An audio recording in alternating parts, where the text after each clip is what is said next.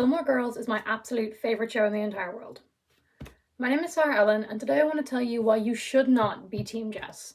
First things first, I want to say, what do you think of the new setup? I have moved around some things in my room, so now I think the camera is a little bit more level and a little bit more better for me to discuss things. I also want to let you guys know the next video coming is actually a different type of content. It is an ad that me and my friends shot for the oldest vintage store in Dublin City called Jenny Vander, and I hope you guys really enjoy it. I put a lot of work into it. I was the producer, while my two friends are the directors and the people who shot it. I starred. Follow along if you want to see what that is like, and if you want to see any of the images we shot for the campaign, go to my Instagram, my friend Ramir's Instagram, or my friend Salodz's Instagram. Let's jump right into my anti-Jess. I'm going to be so honest here. I think a big reason why so many people are Team Jess is purely because they are blinded by early 2000s Milo Ventimiglia.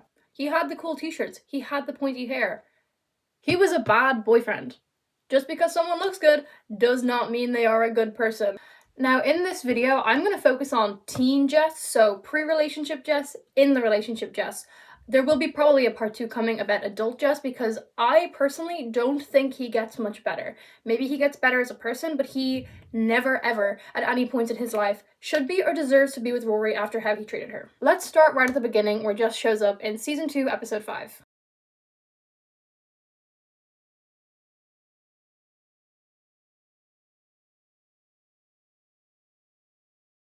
The backstory that we are given for Jess before his arrival is that he is the nephew of the diner owner for Stars Hollow, and his mother in New York has sent him to Luke, the diner owner, because he's troubled and he's causing all these issues and she just can't handle him. We find out that he is actually 17, not a young child, which we are sort of led to believe at the first couple mentions of him, and that he is the same age as the main character, Rory Gilmore. Now, while I concede this is hugely traumatic for a 17-year-old, it's a very formative year to be in. Like, any sort of large-scale move or really being kicked out of your home by your own mother between the ages of like 16 and like 20 would very much affect somebody. However, Jess is just so incredibly rude right off the bat. Luke has gone out of his way to get all these things for Jess, which I know is the bare minimum, but it was also very unexpected for Luke. This is not something that he saw coming. And he's so rude from the second he gets off the bus. Lorelai, one of our main characters, realizes that this is a hugely traumatic thing for Jess. She too came from a troubled home. Though she was not kicked out, she ran away at 16 with her small child. So she says to Luke that they should invite Jess over to her house. Her best friend Suki, who is a chef, will cook all this food and we can sort of acclimate him to the town, show him that there is people there and that he will be loved. Objectively, a very sweet thing to do for a child, for a kid that you have no idea of. You don't know who he is. You also know that he was sent away because he was quote-unquote causing trouble, so you really have no reason to trust him. She chose to. That was her first response. And people have so much vitriol toward Lorelai's treatment of Jess. However, I'm going to get into why I think a little bit of her treatment of Jess coming up in the seasons and the episodes was actually quite justified. From the second that Jess enters the home, he is rude. He then goes into Rory's room. Hey. Hey. I'm Rory. Yeah, I figured. Nice to meet you. Sees her sitting there and she's very nice to him. And people like to point at this as like a meet cute, like he looks around at her books, he's talking to her about it. But really, is he? He looks around and goes, oh, someone's hooked on phonics. This entire interaction, she talks to him more than he talks to her. That's fine. You've just met this girl. She's trying to introduce herself. But you could at least be a little bit like, I don't know, communicative? This guy was just so blank the whole time. And this is, again, fine. This is forgivable. This is not my issue. He's traumatized. He's been kicked out. He doesn't know these people. Chill. Okay. He then tries to get Rory to sneak out with him. So are these open? Oh, yeah, you just have to unlatch them and then push. Great. Shall we? Shall we what? Bail. Rory then has to point out, like, no, all this great food has been made. You'll really like it. It's really good. Because it's Tuesday night in Stars Hollow. There's nowhere to bail to. The 24-hour mini-mart just closed 20 minutes ago. So we'll walk around or sit on a bench and stare at our shoes? Look, Suki just made a ton of really great food and I'm starving, and though it may not seem like it right at this moment, it's gonna be fun. Trust me. And he just is like, no. Has no interest. I don't understand why people look at this whole scene as like this great meet cute. And then refused to acknowledge that, like, he fully disrespected Luke, Lorelai, and Suki. If he did not want to go, he did not have to go. We see in the upcoming episodes that Jess just doesn't do what Luke wants him to do. He goes wherever he wants, whenever he wants. He doesn't tell Luke where he's going. It doesn't matter to him. So why did he show up to this? And why show up somewhere if you're just going to try and sneak out immediately? I don't see the point in that. I don't see how that even benefits him. Because people are just going to be annoyed and upset, and he's just going to be isolating himself further. It just was not a clever thing to do. I also think this whole interaction is sort of an example of a woman's actions reflecting on a man, so the man gets to be treated like he's done something good when it's actually the woman who has. The entire time that Jess and Rory are together in this scene, Rory is very pleasant to Jess. She is excited, she's happy, she's trying to make him feel more comfortable. People act like he was so sweet, so like automatically into her, when realistically he just wasn't. He was trying to get her to sneak out. He was kind of dissing her amount of books, even if we didn't know it at the time that he was complimenting them. It felt like a diss. And it was rude. Like, he was just not very pleasant to her, but it's held as a meet cute because she was pleasant to him. You know, if it was the other way around, the opinions would be so different. If he came in all nice and happy and wanting to get to know her, and she was immediately kind of rude, being like, oh no, we should sneak out, we shouldn't be a part of this. People will be like, oh, she's so rude, they did all of this for her. Justin proceeds to leave Rory's room and go to the Gilmore's fridge without their permission, and I'm sorry, this could just be a me thing, but I would never go to someone's house and go to their fridge without any permission, just take shit out. That's not what I'm about. And then he takes a beer out of the fridge, and he's underage to drink, even where I am. Where I live, you're able to drink at 18. Where he is, in America, it's 21. I know it's underage drinking in TV shows, I know it's underage drinking in movies. That's not my issue. I don't have an issue with that. My issue is that he's gone to someone else's house, tried to sneak out of it, then gone to their fridge without permission, taking out beer without their permission, and then is going to drink their beer on their porch? Question mark? Lorelai follows him out onto the porch, and instead of being like, hey dude, what the hell, why did you take this? This is not yours. Like, I would be, truly. I'd be like, this isn't yours, why did you take this? And also, you're not old enough. She just takes it and goes, ah, thanks, like, you opened it for me. Lets him off the hook completely, doesn't care. Is very chill with it. Gives him a little bit of a speech to, again, in my opinion, I view this as try and make him more comfortable with his current situation. Basically tells him that Luke is a great guy. He will try and make you feel better about being here. You're not going to be sent away. You have people around you who care about you. His reaction to this is just disrespectful. There is no other way to frame it. Like, he could have reacted to this negatively and have it not be just like a disgustingly disrespectful thing to say to a woman, because it is disrespectful to say to a woman, truly, that you've never met. He turns to her and he goes, What, are you sleeping with him or something? I'm so sorry. What? Since when is that an okay thing to say? Like, again, this woman has welcomed him into her home, set all this up for him because she's aware this is a traumatizing situation for him to be in. Let him off the hook for essentially stealing something out of her fridge that he's not allowed to have. Told him that there is someone here who will care about him and who will be there for him and who will do everything to protect him. And then he's just blatantly rude to her face. And, like, I personally think that this is beyond rude. To accuse someone who is much older than you as well, who has been nothing but pleasant to you, and has no reason to have to be. Oh, what, are you sleeping with him?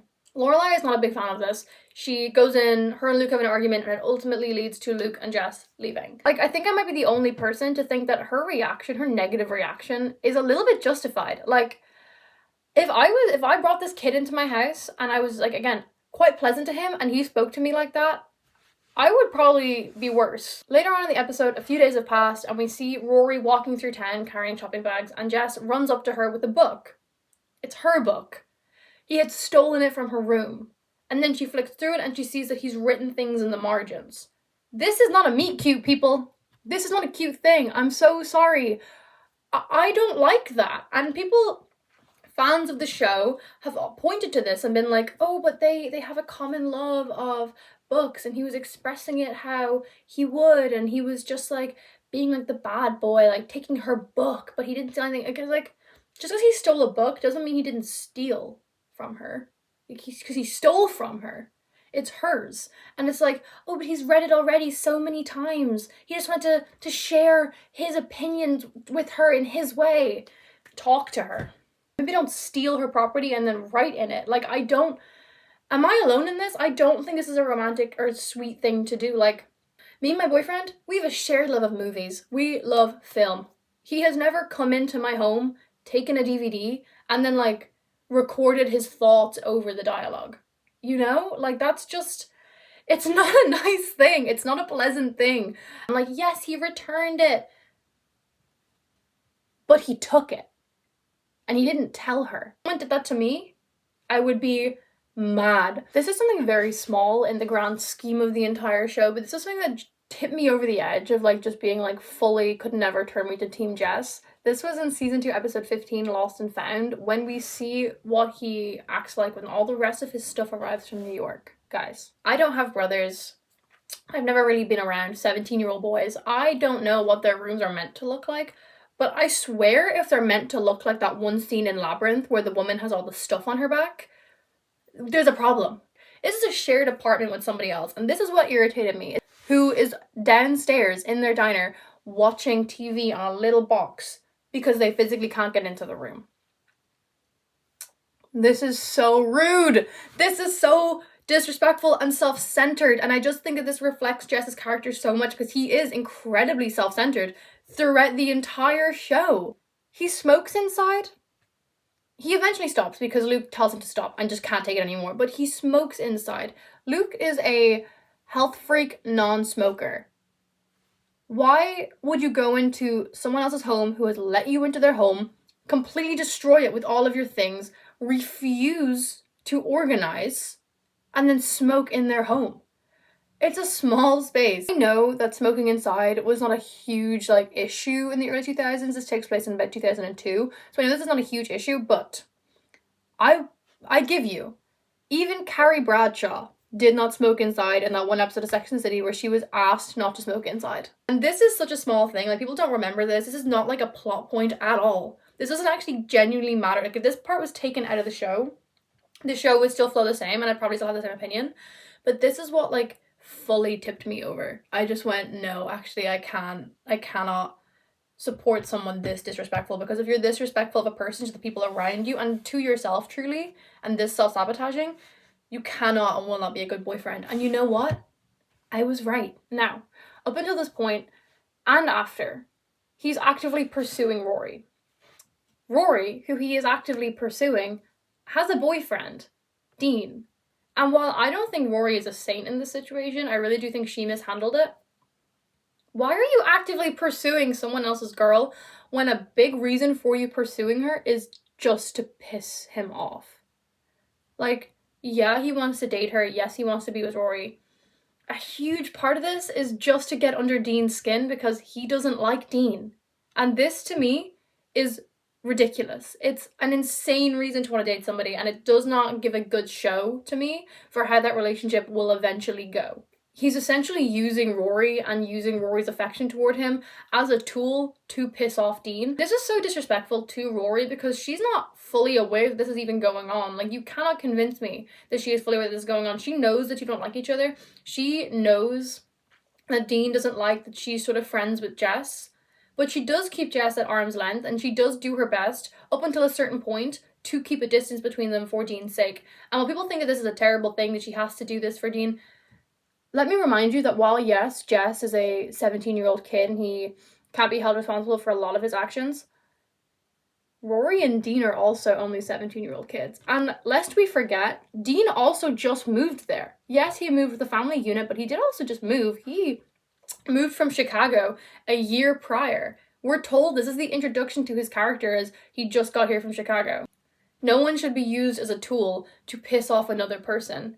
No one should be used as a pawn to do that, especially when you're actively pursuing them. That's insane. The perfect and truest example of this is in season 2, episode 13, A Trisket a Trasket, which has the Bit Basket Festival in Stars Hollow. Something that is within the show is that the town of Stars Hollow has many little festivals that go on, like little like town events. And one of them is the Bit Basket Festival. This is where a woman will put together a basket, and then a member of the opposite sex or a romantic partner will bid on said basket, and all the money goes to charity, and they then go on a lunch picnic with whatever is in the basket. Well, mildly sexist, kind of cute. I like this concept, and it is referenced in the show how mildly sexist it is, but it's a well-beloved festival within the confines of Stars Hollow, and Rory and Lorelai have done this every single year. Now, this year is the first year that Dean is able to do this with Rory. He is very excited, she is very excited, they want to do this together. Guess who ruins it? While the bidding is happening, Jess outbids Dean. $90 going twice. Sold to the nice young hoodlum in the back for $90. For no other reason than to piss him off. And we find this out in the end when they're talking and they're talking and they're talking and they're arguing. But Jess seems more pleased with the fact that he got under Dean's skin than the fact that he now has to go for lunch with Rory. And he points it out that the basket maker has to go on lunch with the basket buyer. The person who buys the basket wins the company of the person who makes the basket for lunch. Basket maker, guy who didn't bring enough money. You think this is funny? Well, it's no Lenny Bruce routine, but it has its moments. And Dean is upset by this. Dean is very rightfully upset by this. And Rory, who has attended and participated in this tradition every year, is like, well, it is tradition for me to go on lunch with him. And Dean is like, don't do this. This is not fair. Jess is satisfied with the fact that Rory going on this lunch with him has pissed off Dean, not the fact that Rory is going on this lunch with him. The fact that she participates in these town traditions so strictly against her. He points out that, oh, well, you have to go on this this thing with me because you do it every year. This is something that you participate in. It frames it as like her choice when really it isn't. It's something that she does every year, so she's going to do the same thing she does every year because she enjoys doing it. It's that she enjoys doing it with him. Now, I would like to point out, I don't think Rory is a saint in this little triangle that is starting to form within the show. I think that she does act quite poorly. I think that she does eventually begin to treat Dean quite poorly. However, I do think this is helped and assisted by Jess's behaviour, and I also do acknowledge that she is just a 17-year-old girl who has never been romantically involved with anybody prior to Dean, so she doesn't really know how the second boyfriend thing goes. I'm not saying Dean is a saint either. I don't love him. I am Team Logan all day. However, I do think that knowingly getting in between and driving a wedge between a fully formed relationship that is actually functioning fairly well up until this point, just because you have a crush on somebody and you want them for yourselves, is not something that people, the fandom, should be so forgiving of. It's not a nice thing, it's not a good thing, it's not an attractive thing to do, and this was happening in reality, and while I'm aware it's not reality, if it were, people would not be so forgiving of this type of behavior. Really quickly, I want to let you guys know that I will be skipping some of my points in this video. However, I have a full, detailed, written essay on my Substack with many, many more reasons as to why I dislike Jess than this video. So if you want a more in-depth look into my deep, intense hatred for this relationship, go check out my Substack. I want to jump quickly to them actually being a fully formed couple. While they're together, Jess does not care about her. He doesn't even want to be around her. He doesn't want to hang out with her. And while there's many, many episodes I could cite where he just actively doesn't care about being around her, the one I'm going to talk about is Face Off, Season 3, Episode 15. This episode begins with Lorelai and Rory both rushing out of their weekly Friday night dinners with Richard and Emily, Lorelai's parents, Rory's grandparents, because they both have dates. It's Friday night, they've got stuff to do. They get home, they get dressed really fast, Lorelai's running out the house, and Rory sits on the sofa. And Lorelai's like, why? Let's go, where are you going? Where's Jess? And Rory says, oh no, he'll call. Spoiler alert. He doesn't call. We get a cut scene to the next day when they're walking to Luke's for breakfast, and Rory's just telling Lorelai about all the things she did the night before, such as cleaning her keyboard because it was just so gross and dirty and she needed to clean it. And then when she gets into Luke's and Jess is there working, he doesn't so much as acknowledge what he did. He doesn't acknowledge that he didn't call her. He doesn't acknowledge that she spent the entire night waiting for him. He doesn't acknowledge that she ran out of her grandparents' house really, really fast, skipped dessert, only to be waiting for him. He never mentioned it. This is horrible, and this is genuinely something that really does upset me, because why pursue someone so intensely? Why essentially ruin their prior relationship just for you to not care about them, for you to not call them when you say you will? to not put the effort in to be a boyfriend, to leave them sitting there all night waiting for you.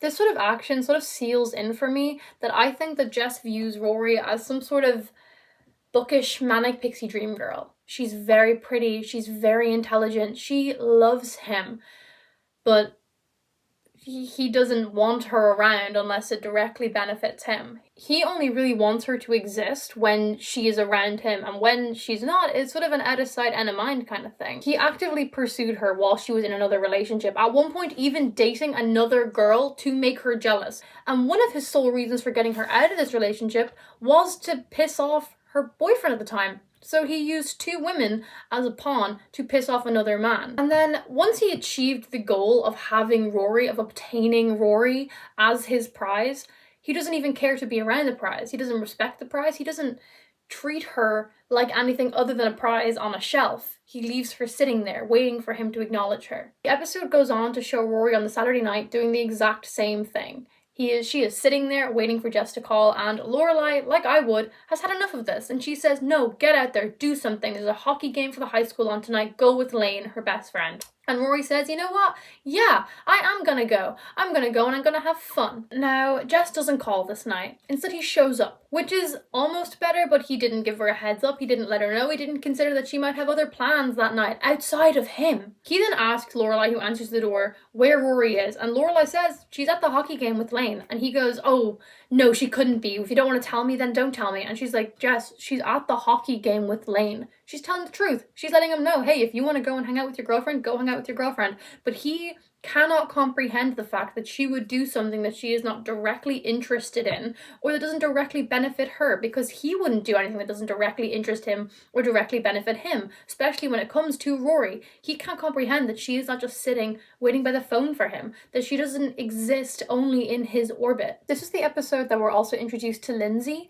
who is Dean's new girlfriend. The introduction of Lindsay sort of upsets Rory a little bit because, oh, she's seeing someone who treated her well and always called when he said he would, her words, be in love and kind to another girl who she can herself say was just a nice person. She has no ire toward Lindsay. She can't dislike Lindsay because Dean moved on with her. And like, while maybe she shouldn't be upset that her ex is dating someone new when she is sort of looking at something that she quote unquote threw away to just be mistreated. And yes, she is technically in the wrong. She is a 17-year-old girl, and this is going to upset her. My heart kind of hurts for Rory here because Jess really did pursue her. Jess made her feel like he would love her and he would treat her well, only to not. And she didn't understand and she didn't know that she was giving up someone who did love her, probably a little bit too intensely at times, for someone who was just going to leave her like a trophy on a shelf.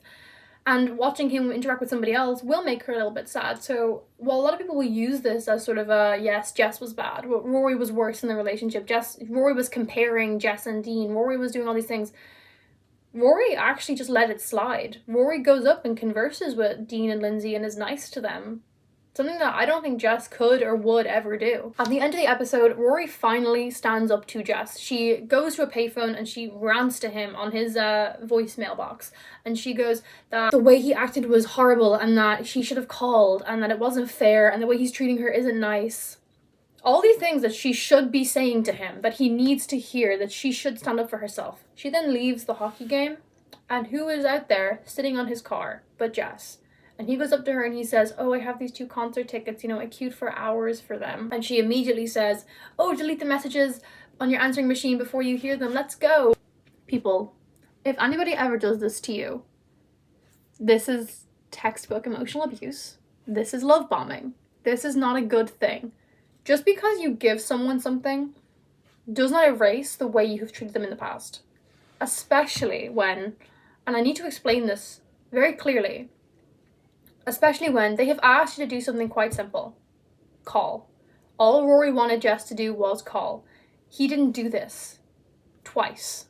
So instead, he goes and he queues for hours, still ignoring her, to pay a lot of money for something she didn't really want. She didn't want him to queue for hours and buy these expensive concert tickets for them. She wanted him to call. He still didn't call her. Just because he did all these things, just because he did this big emotional gesture, he didn't call her. And he only did it to make up for the fact that he chose to not call her. He didn't do it because he wanted to. He didn't do it because he loved her. If he had called her on the Friday night, if he had called her on the Saturday, he wouldn't have bought those concert tickets. He wouldn't have queued for that long. He wouldn't have spent that money on her. Because he didn't want to. He just wanted her to not be upset. And he didn't want her to not be upset because he cared about her. He wanted her to not be upset because her being upset affected him. It was entirely a self-centered move, and it is love bombing, and it is a form of emotional abuse. And emotional abuse, unfortunately, is not where the abuse ends with Jess and Rory. In season 3, episode 19, Keg Max, at which the two are at a party held by another Stars Hollow teen, Kyle. While I view it this way, it is sort of controversial within the fandom. Jess essays Rory. Jess tries to force Rory to participate in something that she is not ready for and that she repeatedly says no to, before yelling at her afterwards. And this is the biggest problem in this episode for me, but this is actually not the only problem in this episode for me. On the lead up to this, Jess is moody, non-communicative, not talking to Rory, not explaining why he's upset, and he's actively upset over something. I'm not going to spoil it because it is like sort of a bigger plot point in the show, but he's upset about something real. And instead of talking to his girlfriend about it, instead of talking to his uncle who's caring for him about it, he just wallows in his own misery, which is, I'm so sorry, incredibly selfish when it is affecting the people around you. Him and Rory were excited for this party they're going to. Her best friend Lane's band is playing. He wants to have a good time, and he's just simply not letting her. The entire episode, the entire time of the party, she's checking on him, making sure she's okay, he's okay. That is so emotionally draining for someone who has done nothing but try and love this person. That is truly what's happening here. I think that she could have just said, hey, no, something bad has happened, I want to talk to you after, but I'll try and, have fun for you here right now, or remove myself from the situation. That is what I would do. I'm sorry. Jess then goes to Kyle's parents' bedroom, and in Kyle's parents' bedroom, he's just sort of sitting there, standing there, being on his own, removing himself from the situation. I applaud. Rory then goes up to check on him, and he acts like everything's fine, doesn't matter. They start kissing. They then are on the bed, and then Rory repeatedly says, no, Jess, get off, no. And he keeps going. He kisses down her neck, and then eventually she pushes him off, and she jumps up, and he jumps up, and he proceeds to yell at her. He proceeds to shout at her that he didn't ask her to come up here. Why is she even here? And she starts to cry, as you would, and just says, I don't know what I did. And this line for me doesn't only encompass this moment, but it encompasses their entire relationship, in that she doesn't know what she did. She doesn't know what she did wrong for him to treat her this way repeatedly, for this to culminate in this, because she doesn't know what she did. He won't tell her. He won't talk to her. He never talks to her. She then runs down the stairs and runs into Dean, because this is a party that's being thrown by a teenager in the town. So all the other teenagers in the town are there. She runs into Dean. Dean grabs her and sees her crying and goes, what's wrong? What happened? She goes, no, nothing, tries to leave. Jess comes out of the bedroom, goes, oh, figures. You just treat your girlfriend like that. She's actively crying. Someone is checking on her. There's someone who should be you. And you're like, oh, figures. She ran to him. Do you not trust her at all? She's done nothing to show that you shouldn't trust her. She left him for you. In this moment, I support Dean 100%. He then goes, looks at Rory, looks at Jess, sees the room that Jess just exited, a bedroom, sees a teenage girl crying, puts two and two together. It may have been a leap, but it was the correct leap, and proceeds to beat up Jess. Figures. Dean, no!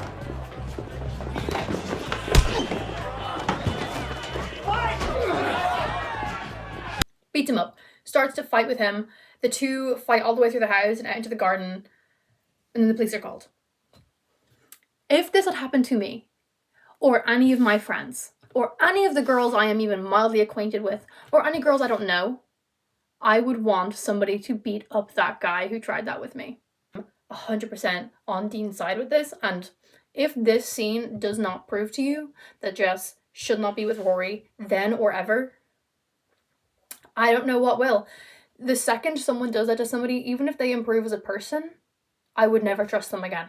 There are a lot more reasons why I believe that Jess is a bad choice for Rory going into his adulthood. So if you guys would like, I will be making a part 2 of why I think you shouldn't be Team Jess even as he's a grown-up. Like I said before, there is a essay on my Substack that is a little bit more detailed in this video, going into more of the reasons as to why I don't think that Jess should be a good match for Rory. And I would like to say again, the next video coming out after this is a little bit of a shift in content, and if you would like to keep updated on that, you should follow me on Instagram, which is going to be down below in my bio, and the store Jenny Vander on Instagram, which is also going to be in the description here. Anyway, Team Logan for life. I hope you guys have a lovely day.